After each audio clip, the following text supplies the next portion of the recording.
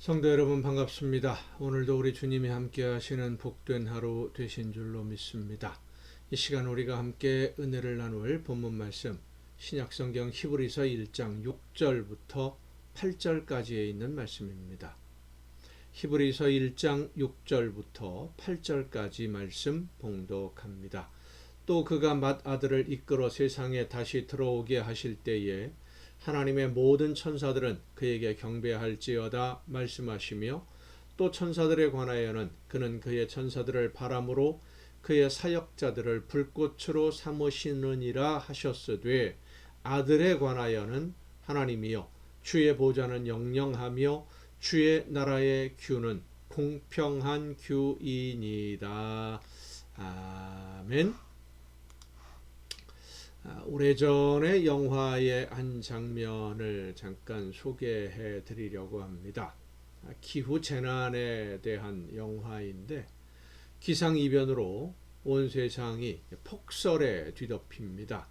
쓰나미로 인해서 도시들이 물에 잠기고 기온이 급강하해서 영하 수십 도로 내려가지요. 온 세상이 얼음덩어리가 되는 그런 영화입니다. 주인공으로 등장하는 학생인데 이 아들이 기상학자인 아버지로부터 앞으로 어떤 일들이 벌어질 것인지에 대해서 전화를 통해 이야기를 듣습니다. 그리고는 이제 피해 있던 큰 건물 도서관인데 그 도서관 건물 강당에서 다른 사람들에게 앞으로 이러이러한 일들이 일어날 것이니까 절대로 밖에 나가지 말고 이 안에서 우리가 그 온도를 유지를 해야 된다라고 설명을 합니다마는 나이가 어린 학생이 하는 말을 어른들이 믿지를 않죠. 결국 대부분의 사람들이 경찰의 안내로 살 길을 찾아서 건물을 나서게 됩니다. 그런데 주인공의 말을 들었던 몇몇의 사람들만 남아서 벽난로에 불을 피우고 기다리기로 하는 것입니다. 건물 안에서 바깥에 어떤 상황이 벌어지는지 알지 못한 채 도서관에 있는 책들로 불을 피우고 기다리고 있던 주인공과 또 주인공의 말을 믿고 함께 그 자리에 있었던 사람들은 주인공을 찾아온 아버지를 결국은 만나게 되고 목숨을 건집니다. 그리고 이들이 이제 밖으로 나왔을 때 주인공의 말을 듣지 않고 경찰의 안내를 따라서 살 길을 찾아 건물 밖으로 나갔던 사람들은 모두 차가운 얼음으로 뒤덮여 있는 목숨을 잃은 모습들을 발견하게 됩니다. 히브리서는 믿고 기다리는 사람과 그 믿음을 조롱하는 사람들의 시선을 비교하면서 믿고 기다린 성도들이 만나게 될 내일을 하나님의 말씀으로 전하는 내용, 그것이 바로 히브리서입니다. 그래서 오늘 본문 말씀을 보면 뒤에 넘어가면 믿음에 관한 이야기들이 계속 설명이 되는데 결국 그 믿음이 뭐냐 하면 하나님의 약속, 다시 오실 예수님을 만나게 되는 그 믿음에 대한 설명들이 뒤에 이어지는 거예요. 본문 말씀을 보면 그가 맏아들을 이끌어 세상에 다시 들어오게 하실 때에 하나님의 모든 천사들은 그에게 경배하게 될 것이고 다시 오시는 그 아들이 누리게 될 영광, 어떤 영광을 누리느냐 하면 주의 보좌는 영영하며 주의 나라의 규는 공평한 규라고 이제 말씀함으로써 우리가 믿는 예수님이 하나님의 약속하심을 따라 반드시 다시 오시는데 예수님이 다시 오실 때 이루어지는 하나님의 나라는 영원한 영광을 누리는 나라로 임하게 되고 예수님이 다시 오실 것을 믿고 오늘을 믿음으로 견딘 성도들, 하나님의 말씀을 듣고 성령의 인도하심을 따라 순종의 삶을 살아낸 성도들은 아름다운 열매가 되어서 예수님과 함께 그 영원한 영광을 누리게 될 것이다 라는 것을 이제 선언적으로 말씀하고 있는 것입니다.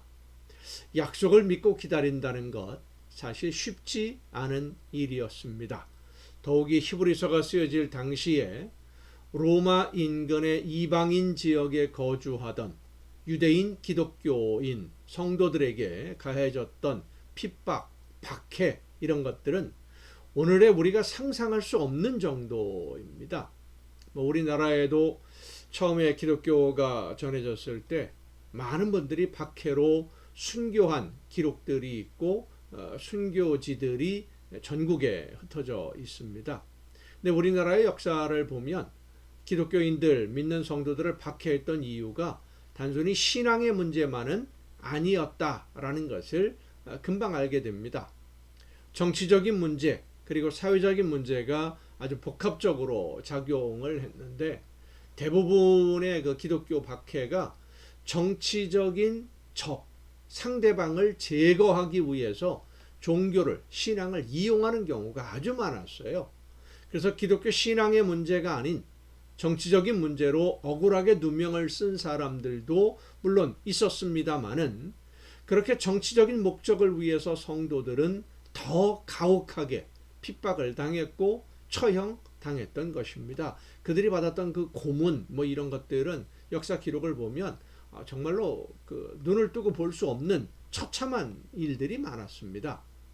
히브리서가 쓰여질 당시에 로마 정부는 정치적인 목적 그리고 군사적인 목적 거기에 더해서 일부 권력자들의 이익을 위해서 기독교를 믿는 성도들을 아주 가혹하게 탄압했는데 그런 핍박과 박해를 견딘다.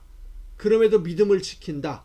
라고 하는 것은 그냥 힘들었다, 어려웠다라는 말로는 다 표현이 안 됩니다. 그럼에도 성도들이 믿음을 끝까지 지킬 수 있었던 것은 단 한 가지. 다시 오실 것이다 라는 예수님의 말씀을 믿는 믿음이 있었기 때문입니다. 문제는 언제 오실지를 알지 못하면서 무작정 기다려야만 했으니 그 성도들의 심정은 어떠했을까요?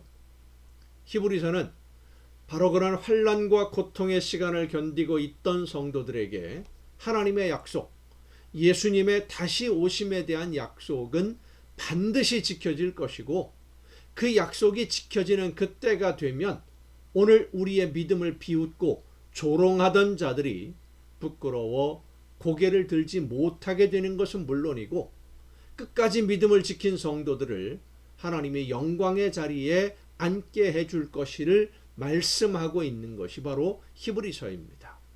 하나님의 말씀을 듣고 믿음으로 순종하는 성도들에게 하나님은 반드시 믿음대로 이루어 주십니다. 하지만 중요한 것은 내가 원하는 것을 받을 것이라고 믿으면 안 된다는 것이죠. 그건 내 욕심입니다. 하나님이 성령의 역사하심을 통해 나에게 말씀해 주실 때 그 감동하심을 따라 믿음으로 순종하면 말씀하신 대로 모든 것을 이루심을 믿고 하나님이 원하시는 모든 일에 순종하는 그래서 아름다운 열매가 되는 여러분 모두가 될 수 있기를 간절히 바랍니다. 기도하시겠습니다.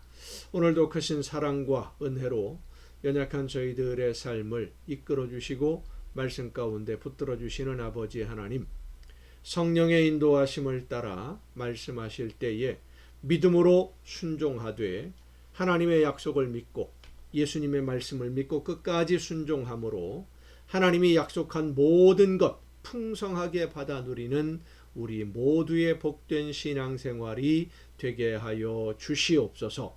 이 모든 말씀을 예수님의 이름으로 기도하옵나이다. 아멘. 여러분 오늘도 수고 많으셨습니다. 내일 또 정한 이 시간에 가정 예배를 통해서 여러분 모두 함께 다 같이 만날 수 있기를 바랍니다. 내일 뵙겠습니다.